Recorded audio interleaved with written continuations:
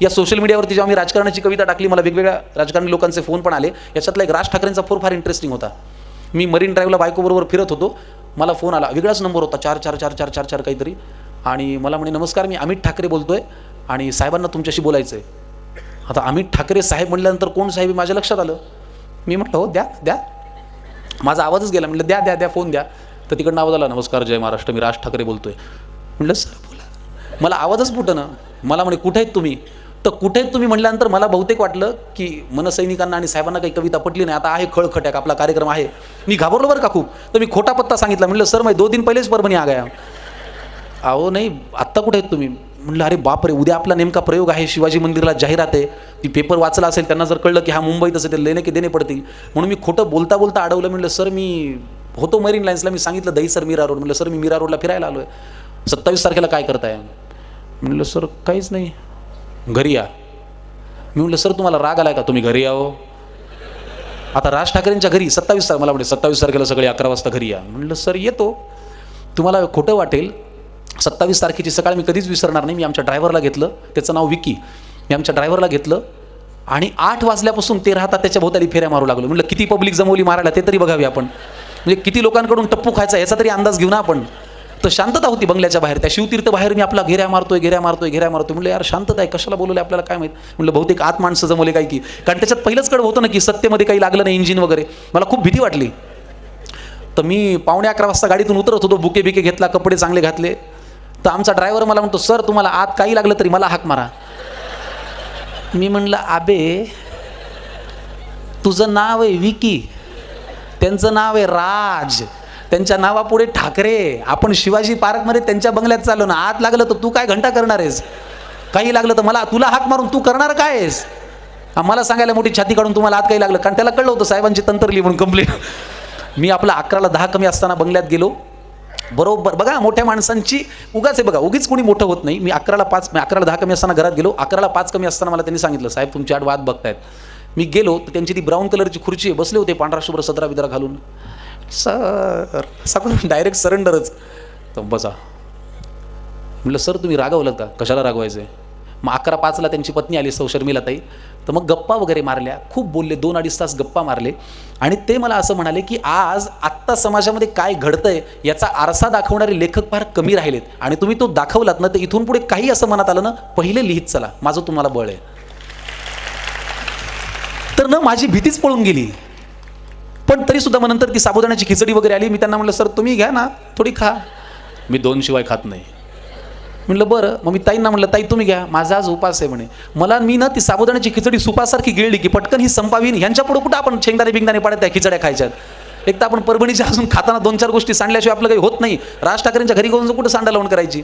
मी आपलं पटपट ती साबुदाणा खिचडी गिळली. त्यांना म्हटलं सर निघू का, माझ्या घरचे परेशान आहेत. ते म्हणे का? मी म्हटलं मी माझ्या घरच्या ग्रुपवर टाकलंय की मी राजसाहेबांच्या घरात चाललो, तर त्यांना असं वाटतं तुम्ही मला टप्पू देणार आहेत. तर त्यांना काळजी वाटायली की जिवंत बाहेर येतंय की नाही. तर ते निघताना दारापर्यंत सोडवायला आले आणि घरच्यांना सांगा तुम्हाला सुखरूप सोडला असं म्हणाले सुद्धा. तर ह्या भेटीमुळे मला एक लक्षात आलं की आपण जेव्हा खरं वागत असतो, खरं सांगत असतो, समाजाच्या मनातलं सांगत असतो, तेव्हा काय आपल्याला कोणाला घाबरायची गरज नाही. कारण समाजाला ते वाटत असतं. मुद्दा असा की तुम्ही ते कुठल्या भाषेत आणि कुठल्या पद्धतीने सांगताय. मला उद्धव सरांचाही फोन आला होता. मला सगळ्या राजकारण्यांचे फोन आले, प्रत्यक्ष माझ्याशी बोलले. मला फार आनंद वाटला की एखादी कलाकृती आपल्याला ह्या लोकांच्या मनामध्ये स्थान देऊ शकते. आणि मला एक जाणवलं की आपण जे साहेब साहेब दादा दादा करून आपापसात भांडत असतो, यांच्यावरती इतकं छान स्थिर चालू असतं, आपलाच खाली चिखल चालू असतो. नाही नाही तुम्ही आमच्या दादाला कसं बोलले, अबे दादा ते साहेब एकत्र रात्री जेवायलेत ना मस्त गप्पा हाणत, तुम्हाला काय माहिती. तर ह्या गोष्टीमुळे मला एक आधार मिळतो की आपली कलाकृती आपल्याला उद्या अभय देऊ शकते, आनंद देऊ शकते.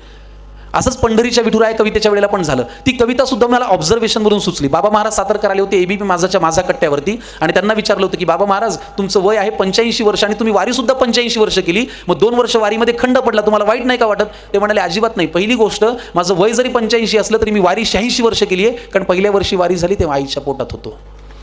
मग त्यांना विचारलं मग 86 वर्षाच्या परंपरेमध्ये खंड पडला, तुम्हाला वाईट नाही वाटत? ते म्हणाले अजिबात नाही. 86 वर्ष मी पांडुरंगाला भेटतो, याचं काय कौतुक? पांडुरंगही मला भेटतोय ना, मग वाईट त्याला वाटायला पाहिजे की बाबा महाराज कसं नाही आले गड्या. या अधिकाराने आणि या हक्काने आज आपण देवावरती प्रेम करतो का? अजिबात नाही. आपण सुनबाईची रजा बघून सत्यनारायण उरकून घेतो. घ्या उरकून, सुनबाई घरी आहेत. तुमच्या सुनेच्या रजेवर सत्यनारायण येईल कसा? मला त्या लोकांचं विलक्षण कौतुक वाटतं ज्यांच्या कारमध्ये भगवा हनुमान उलटा टांगलेला असतो. असा कसं काय धाडस होतं, त्यांनी संजीवनी उचलला आहे, त्याला तुम्ही उलटं टांगता. बरं याच्यावरती काही लोक त्याला धक्का म्हणून, अरे अबे हनुमान ते,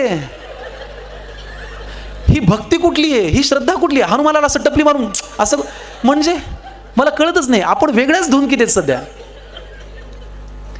तर मला असं वाटतं की त्या भगवंताला सुद्धा, माझी आजी म्हणायची मला की तू भगवंताची श्रद्धा एवढी मनोभावे कर की उद्या जर काही चांगलं झालं तर त्याला सांगता यायला पाहिजे की हे तू केलंस, आणि काही वाईट झालं तर मनामध्ये तेवढं धाडसही पाहिजे की मी सगळं चांगलं करतो, मग माझं कसं काय वाईट केलंस.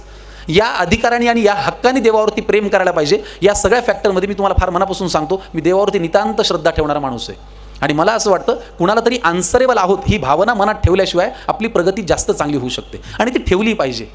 आपल्याला कोणीच विचारणार नाही हे म्हणल्यानंतरची आपली छाती, आणि आपल्याला कोणीतरी विचारू शकता हां हे म्हणल्यानंतरची आपली छाती पुढे काढली, याच्यामध्ये थोडासा फरक असतो. आणि काय हरकत आहे कोणाला तरी आन्सरेबल राहायला. मी देवाला असतो, आमच्या घरच्यांना असतो, दिलेल्या वेळेला असतो, दिलेल्या शब्दाला असतो, वक्तशीरपणाला असतो, माझ्या कामाला असतो. विश्वास ठेवा 2008 पासून आज 2024 मी एकदाही माझं काम करताना पाट्या टाकल्या नाहीत किंवा हलक्या मनाने काम केलं नाही. प्रत्येक क्षण मनापासून जगावा, आपलं काम मनापासून करावं, जे येतंय ते देण्याचा प्रयत्न करावा. बघू भगवंत तारून येईल आणि तुमच्यासारखे प्रेक्षक साथ देतील अशी अपेक्षा करूया. हे माझं भांडवल आहे, ज्या भांडवलावरती मी मुंबईत काम करायचा प्रयत्न करतो. माझी खात्री आहे, माझा विश्वास आहे की हेच भांडवल उद्याच्या संकर्षण करायला तुमच्या नजरेत, तुमच्या मनामध्ये अजून मोठा करण्याचा प्रयत्न करील. काही चुकलं असेल तर ते सगळं माझं आहे, जर बरोबर आलं असेल तर ते तुमच्या प्रेमाचं आहे. आणि एवढं बोलतो. आणि उद्याच्या तुम्ही जगताना, आज तुम्ही कुठल्याही वयाचे असा, कुठल्याही घरातले असा, माझं असं म्हणणं आहे तुमच्या कुटुंबाला प्राधान्य द्या, तुमच्या आईवडिलांना प्राधान्य द्या, तुमच्या भावंडांना, तुमच्या मुलांना प्राधान्य द्या, तुमच्या वेळेला प्राधान्य द्या, तुमच्या तब्येतीला प्राधान्य द्या. बघा मनोहर पर्रीकर जेव्हा मरणाच्या अवस्थेत होते तेव्हा त्यांनी एक पत्र लिहून ठेवलंय, आणि त्या आज तुम्ही आता नाशिक शहरामध्ये राहता, इथे वातावरण चांगलं आहे त्याच्यामुळे ठीक आहे. पण काय आहे, मनोहर पर्रीकरांनी शेवटच्या क्षणांमध्ये असं लिहून ठेवलं होतं की मी राजकारणी झालो, मी स्वयंसेवक झालो, मी सगळ्या गोष्टी केल्या, मी मोठा झालो, मी केंद्रीय मंत्री झालो, माझी पिशवी आणि पेनसुद्धा उचलायला लोक होती, पण एक गोष्ट मात्र मी शिकलो कॅन्सर झाल्यावर की एकच गोष्ट आहे जी दुसऱ्यावरती सोपवता येत नाही, ती म्हणजे तुमची तब्येत. ती तुमची तुम्हालाच सांभाळावी लागते. त्याच्यामुळे हे सगळं करत असताना तुमचं हे इंजिन किती छान राहील, आहार विहार आणि विचार याच्यावरती नियंत्रण ठेवून जगण्याचा प्रयत्न केला तर आपला आज आणि आपला उद्यासुद्धा निश्चित चांगला असेल. शिकणाऱ्या विद्यार्थ्यांना किंवा शिक्षकांनाही किंवा सगळ्यांनाच आपण जगत असताना आपण काय खातो याच्यावरती आपलं नीट लक्ष ठेवा. टाईमपास म्हणून आपण खूप खायला लागलो ना की आपल्या शरीराचाही टाईमपास व्हायला वेळ लागत नाही, हे मला असं वाटतं. तर ह्या सगळ्या आहार विहार विचार, तुमचं घर कुटुंब, आई बाबा मुलं, धर्म, कुठल्याही धर्माचे असा तुम्ही करताय ते वाचन, तुमचं दिलेला वेळ, तुमचा वक्तशीरपणाला प्राधान्य द्या. तुमचा उद्या निश्चित चांगला असेल. तुम्ही कुठल्याही वयाचे असा, तुमचा उद्या चांगलाच असावा अशी मी देवाकडे प्रार्थना करतो. आणि इथेच माझे 2 शब्द पूर्ण करतो. परत भेटत राहूया. धन्यवाद.